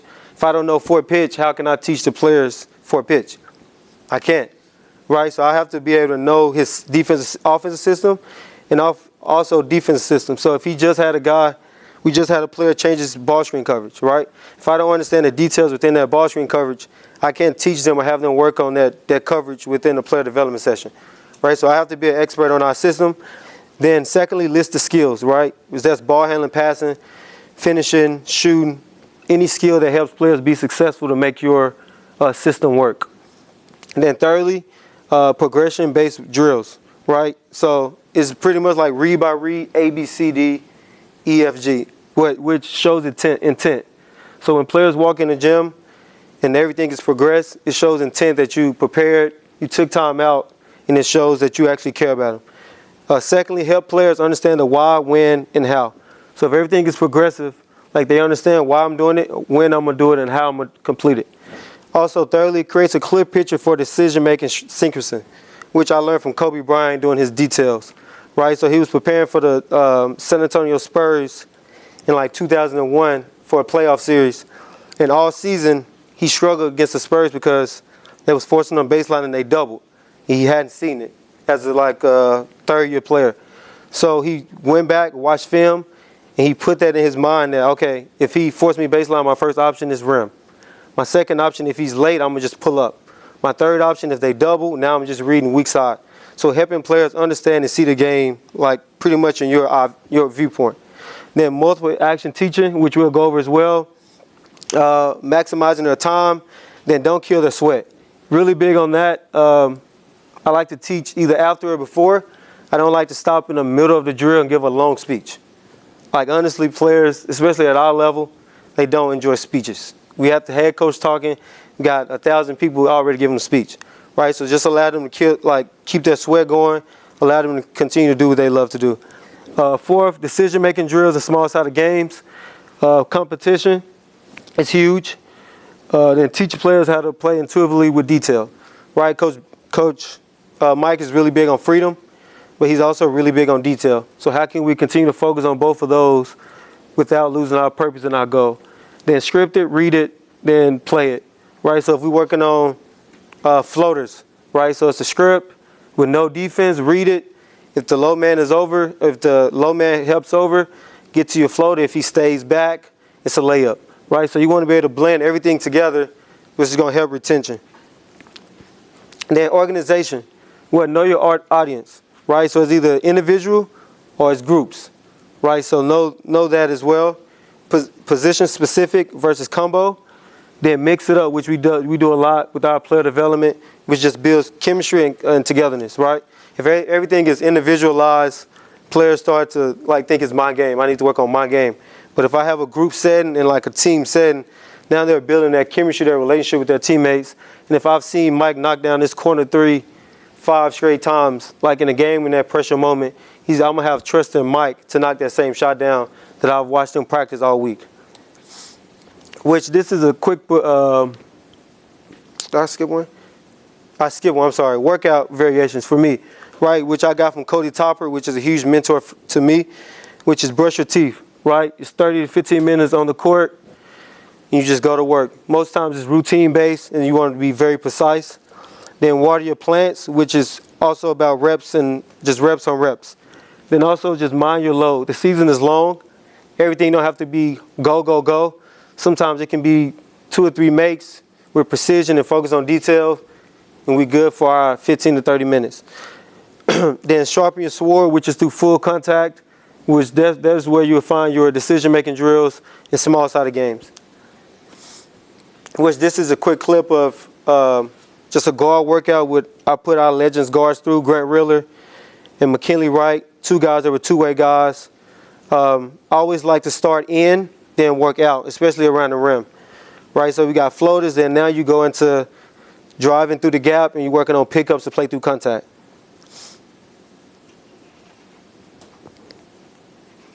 Again, same thing. I also like to work on different angles because every angle isn't going to be the same, and the depth perception on each shot changes based off your location of the floor. And if you have the bodies, I always use more bodies than you do cones just to have that feel, and bodies also force decisions.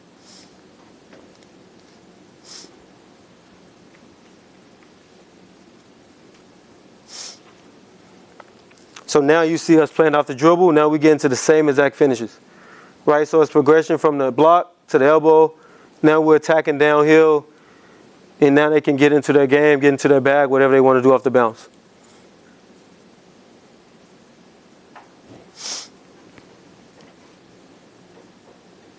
So now you got a counter off that between.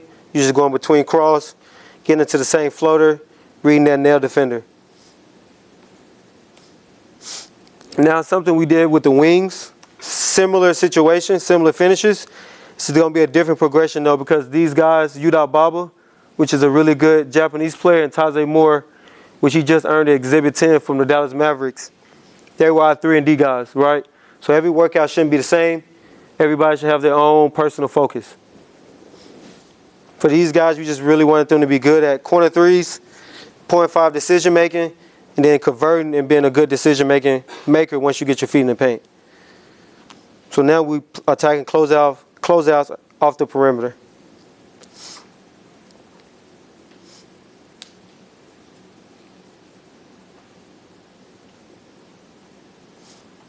Again, so this is a similar situation. Still playing off the closeout, but now we're adding passing. Right? So I believe passing is one of the most untaught skills in the game right now. So every workout, personally, I try to make sure every player makes at least 50 to 75 passes, again, to just continue to develop that skill.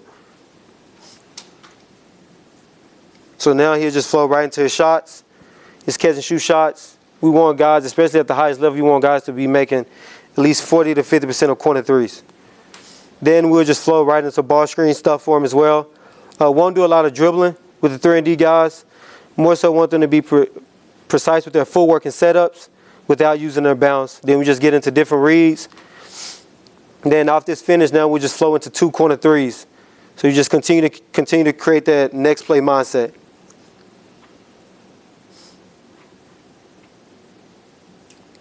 Then this will be same thing. You just get into a different finish. We relocate corner for 2 corner threes.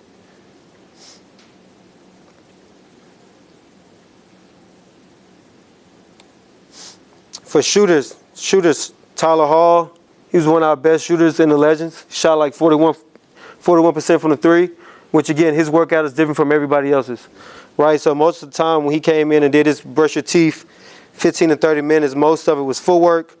Make sure his pickups are clean on his any off the dribble shot, and just focus on his balance. So in this clip, you'll see some unorthodox drills, but it helped him and he really liked doing them. And he also improved his balance into his shot.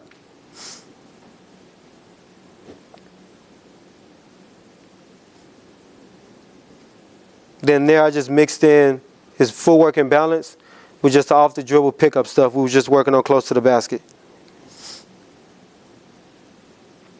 Then here we go, balance. Then just challenges his hand placement as the ball wraps each time.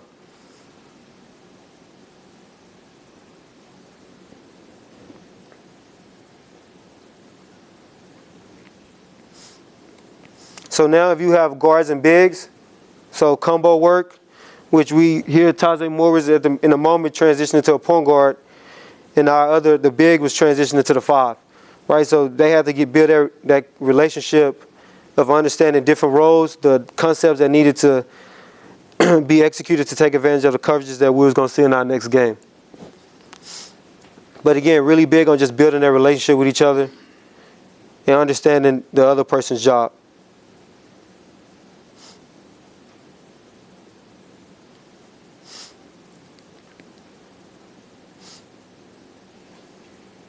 Here we got middle ball screen, same thing. Just continue to build that relationship, and also notice everything is progression based. So now they can read the game together instead of one person reading the game separately.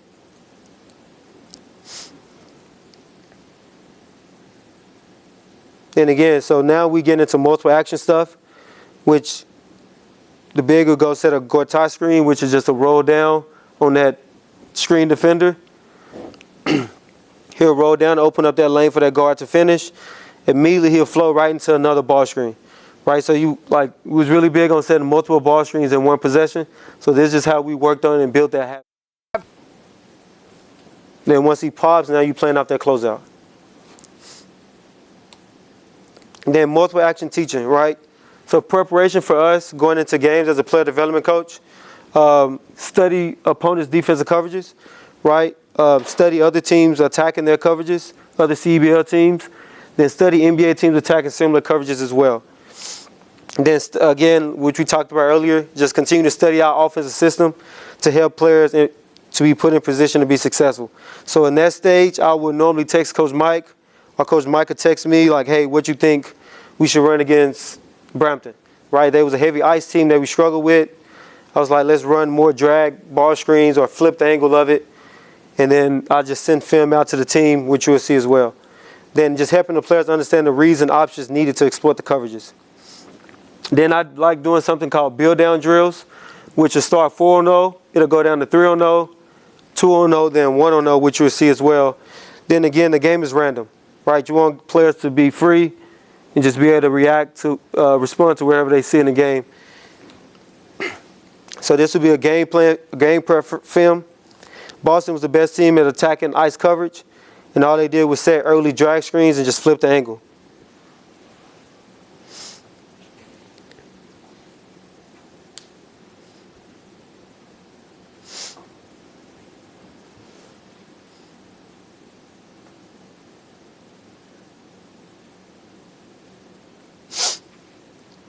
So again, here's that drag, and they just flipped it, just giving that guard that freedom to just attack downhill.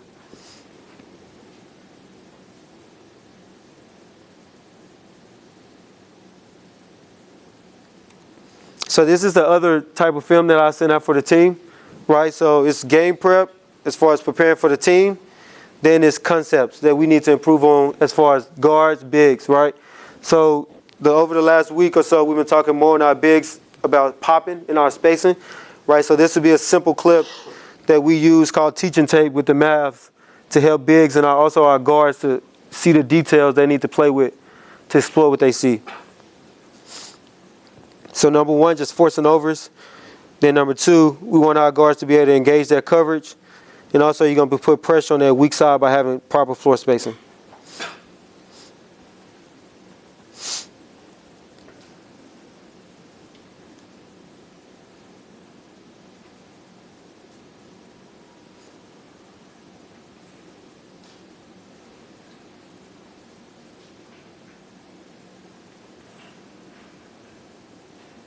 Again, now we get into the second side action, which we like to talk about.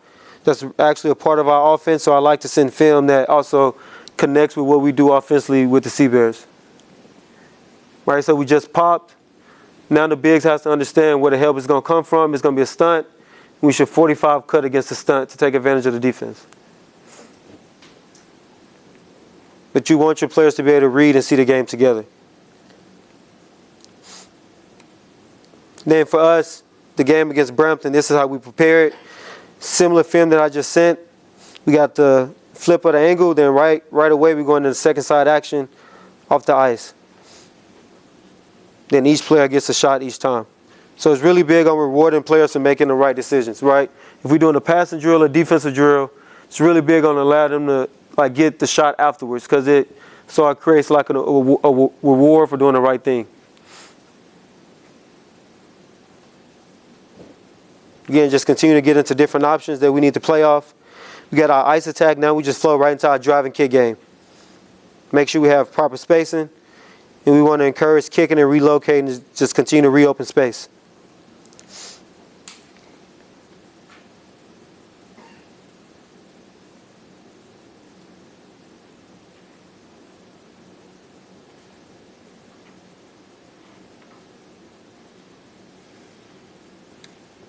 Then again, preparing for Saskatchewan, just another option out of our offense. Make sure we get into the second and third side, and we just hit the roll in the pocket. Then it'll flow right into our drive and kick game. Now it's 2-0. We get the drift shot, then now our guard is relocating out. Then again, another option out of our offense, just flow. So now we got like a flash into a handoff, into a weak side corner skip. Now it's 2-0 with a corner ball screen. Then the passer now receives a shot.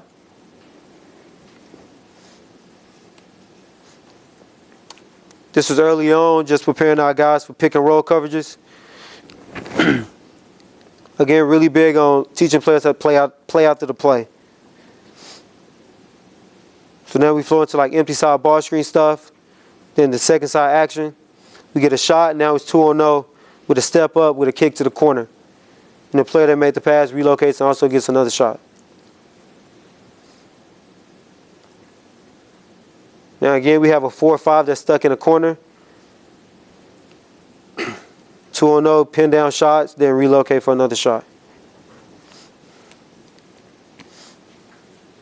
Then again, just breaking down our blast action, which is just a simple pin DHO right into post splits, which is our post reaction. So we're working on multiple things that's built in within our system.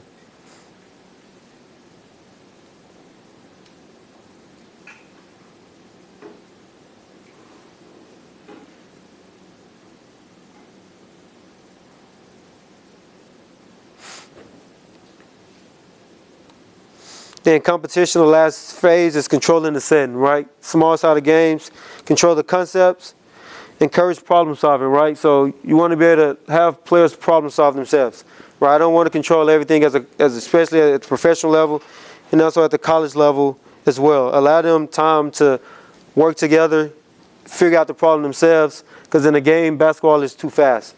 We can't stop every possession and try to control what's happening, right? So force quick decisions, build 0.5 mentality, and how we're going to do that is through 2-on-2, 3-on-3, and 4-on-4. Right, so the setting was small side 3-on-3. You can't score outside. You can't go past the midline. Then off that, I just gave them the freedom. We gave them the freedom to figure out whatever options and reads they wanted to play out of.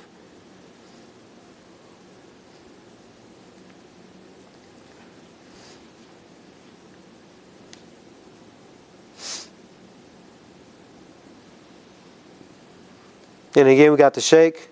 Now he's playing off that closeout. Same thing we've been working on earlier.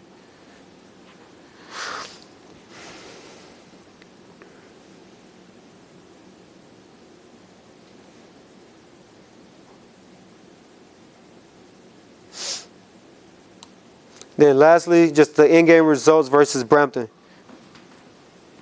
Same thing you all saw earlier, the pass ahead to the extra pass. Translation over from drills to into the game. Same thing, then we got a single side tag. The guard's able to build a skill to make that throwback pass.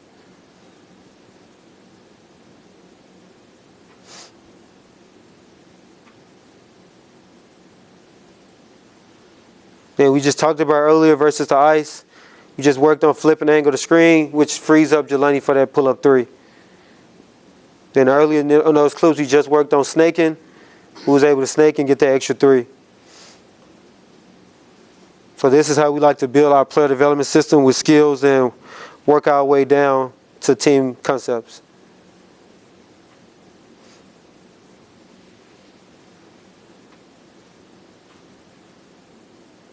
Again, that big second side action, next play mentality. And that's all I have. Let's put you guys, one guy in the corner, two guys in the slot. My name's Ryan. I'm our assistant coach here, assistant general manager. I'm the head coach at Lakehead University. What we're going to do right now is just go through a couple drills we do with our guys here and a couple drills we do at Lakehead to get our guys prepared. A lot of the times these are drills that are going to be based on pick and roll coverages that we anticipate seeing and just when we get an advantage on how to maintain that advantage and help our guys build that quick decision making that Juwan was talking about in his presentation as well. So Josh, I'm going to have you pass in the middle of the floor. You guys don't need a basketball, you can kick that out. Good. Ryan, you're going to start at the block. Will, if you just rebound for me. So this is our first drill we'll look at. It's called Boca shooting. This is actually a drill we stole from Coach Mike last summer. How it starts is Josh has a ball. There's one guy in the slot on offense, one guy in the corner on offense, and then Ryan Luke on defense here at the block. What we're simulating is, could be off pick and roll, could be Josh attacks the slot, they pull in from the nail and we kick. Just working on this 2-on-1 advantage on the backside. All it's going to start with, Josh got the ball, he's going to kick to the slot. On that catch, it's live. The offense has one dribble and one pass. So again, Ryan Luke can close out or not. If this is something you guys do with your teams, they'll at some point understand the personnel and maybe they just don't close out this guy, maybe they let him shoot, they want him to make a play. Right now, I just want you guys to play. Ryan, you can close out or not. The offense gets, like I said, one pass and one dribble. Usually we'll go for time, so it could be 2 minutes, 3 minutes. Right now we'll say offense gets 8 possessions. We'll flip teams, we'll keep score, and then we'll see who wins. Okay? Go ahead, Josh, you can start with it. Good, ball's in. Good, 1 pass, 1 dribble. Good, next guy up, next group up, next group up. Good, good. Automatically pass first. You can shoot it first. On your catch, if you're open, you can shoot it. Good, good extra, Donald. It's 1-0. Good, that's what, 3 possessions? Yeah, that's fine, we'll say it's 3. Good, guys got 2, 4 possessions. Good, good, Donald, get up.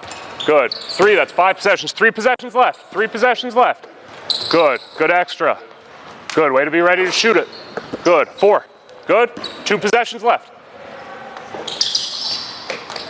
Good, get up. Good, that's 5. Last possession here. Get a stop, get a stop. Good, get up, Donald. Good. So again, 6-0 for offense. We'll switch teams. Ryan, your team's out on offense.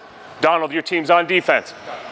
Again, once your team gets a little bit more comfortable with each other, they might start stunting a little bit more, really daring guys to make shots. Maybe Donald and Ryan will have a little bit of competition here. We'll find out. Okay, 8 possessions for you guys. Got to beat 6. Got to beat 6. There you go, Ryan. There you go, 6-1. Good, here we go, ball. Good, good, get up. Good, 6-2. 2 possessions, good extra. No. Good, 6-3, 3 possessions in, 3 for 3. Big one, 4 for 4, fellas. You guys need to stop here. 6-4. Good, 1 pass, so turnover, next group up. 5 possessions, 3 left, 3 left. Good. Good, get up. Good, 2 possessions left. Need both to tie it, need both to tie it. Hey, good, last possession, free one. Get a good shot. Good, good, good. So, Ryan, your team lost, you guys got 10 push-ups. Yeah, good. They probably didn't love that part, but again, these are the type of drills, just real quick, something we can do as breakdown drills, something you guys can do to start your warm-up, start your practice, get everybody moving. Again, hopefully talking a little bit more than maybe we did, but usually we'll go for 3 or 5 minutes so guys really get into it, get an opportunity to get some rhythm playing, okay? Let's set up like this. Let's stay in our same 2 teams. Donald, let's put your team on offense. We had 3 guys, right? Let's go corner, slot, and Donald, you're gonna be setting a screen. Josh, let's get you with the ball in the slot. Ryan, Luke, let's put you on defense. Actually, sorry, let's move you to the corner as well right now. Ryan, you're guarding the corner guy, okay? Again, if we know that a team's going to trap our pick and rolls or they're going to show hard with our pick and rolls, as Donald's setting this step up for Josh, so Donald's setting it flat, facing the other baseline. As Josh comes off, we're pretending that the defense is jumping out. What we're working on is Donald being available on the roll and catching in the seam. Right now, we're just playing 2-on-1. You have to hold your spacing. Same rules. We got 1 dribble and 1 pass to get a bucket. Donald can take 1 dribble to go finish. He can take 1 dribble and throw it. Either way, we're going to go same thing, 8 possessions. Okay? We'll get a score that way. Yeah, step up. Good. Roller. Good. 2-on-1. Good. Good. Here we go. Next guy in. New defense. Same offense. Good. Here we go. 8 possessions. 8 possessions. Good. Roller. Good, 2-on-1, good. Good, good, turnover, 2 dribbles. Good, only get 1 dribble. 1 dribble, 1 pass. 1 dribble, 1 pass. My fault, Will. Good, here we go, roller. Good, make that seam catch, good. Good, turnover, 2 dribbles. Good, here we go, here we go. Play with less, be ready to make a play. Good, roller. Good, good read, Donald, finish. Good, good. 1-0, 1-on-4, 1-on-4. Good, good roller, make that read. Good, good finish, good finish. 2 points on 5 possessions. Here we go, last 3 possessions, 3 possessions left. Good, step up, roll, good pass, knock down. Shot, Donald, good. Here we go, 2 possessions left. Good, roller, reading that low man tag, good kick. Get in there, good. Last possession, last possession. Good, good. Good, let's flip O and D. Let's flip O and D. What'd you guys have, 4? 4? Good, gotta beat 4, Ryan. Gotta beat 4, Ryan. Good. Good, good pass, knock down. Good, here we go, 4-1. Good. Who's screening? Who's screening? Good. Roller. Good kick. Knockdown. Good. 2 on 2. Good. Good. Finish, Ryan. Good pass. Good pass. Good.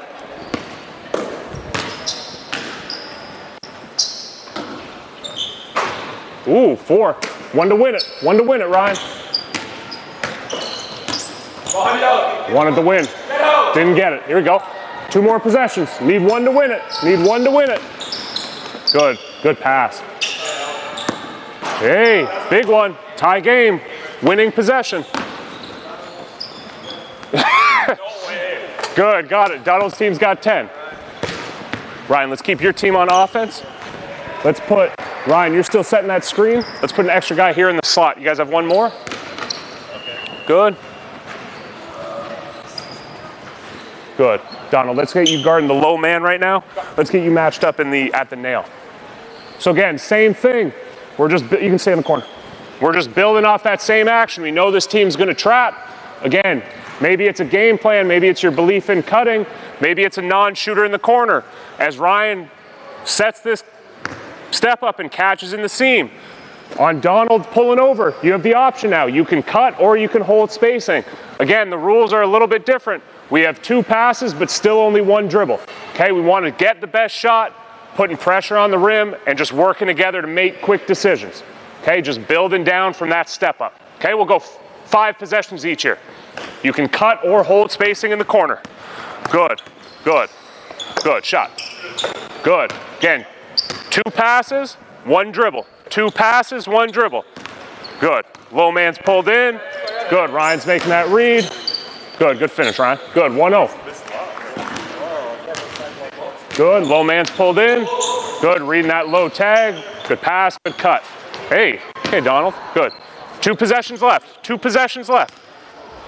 Good, good, good. Knockdown. Good, last possession here, get a bucket. Good, good. Low man's pulled in. Good pass, good. Let's flip O&D. I know you guys were just kind of working in, but let's put some new guys on offense here. Good, same thing. We have our low man, we have our nail tag. Good, Donald setting it. Good roller, reading that low man. Good cut, good read. Good, good.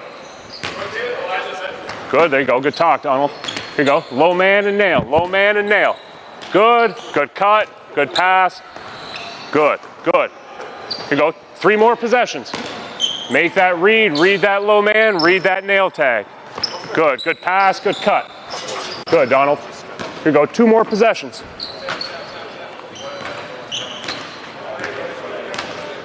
Good, low man's pulled in.